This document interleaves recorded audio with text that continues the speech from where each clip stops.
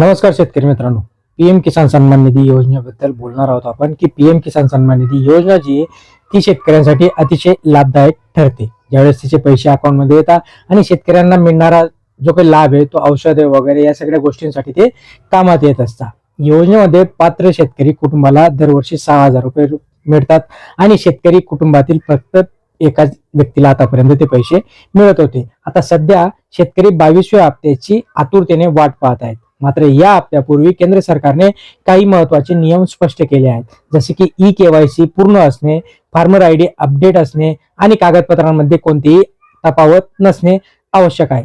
हे नियम पूर्ण केल्यास शेतकऱ्यांना इथे आपला हप्ता मिळणार आहे. आता याच दरम्यान एक मोठा प्रश्न अनेक शेतकऱ्यांच्या कुटुंबांमध्ये निर्माण झाला आहे, तो म्हणजे अनेक ठिकाणी पती आणि पत्नी दोघांनीही स्वतंत्रपणे पीएम किसान योजनेसाठी अर्ज केले आहेत. अशा परिस्थितीमध्ये दोघांनाही 2,000 रुपयांचा हप्ता मिळेल का, याबाबत संभ्रम आहे. सरकारने यांच्या नियमानुसार पीएम किसान योजनेचा लाभ एका शेतकरी कुटुंबाला दिला जातो. कुटुंबामध्ये पती, पत्नी आणि अल्पवयीन मुले यांचा समावेश होतो. त्यामुळे एका कुटुंबात फक्त एकाच व्यक्तीला या योजनेचा लाभ मिळू शकतो. म्हणजेच पती आणि पत्नी दोघांनीही स्वतंत्रपणे हप्ता मिळणार नाही.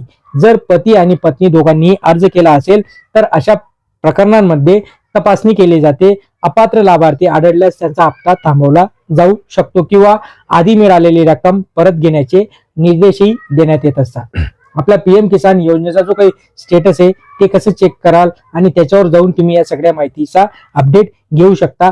आता तरी जी काही सगळीकडे बातमी पसरत आहे म्हणजे पीएम किसान मध्ये पती आणि पत्नीला दोघांनाही हप्ता मिळणार का, तर सध्या तरी तशा पद्धतीचा काही नवीन रूल नाहीये.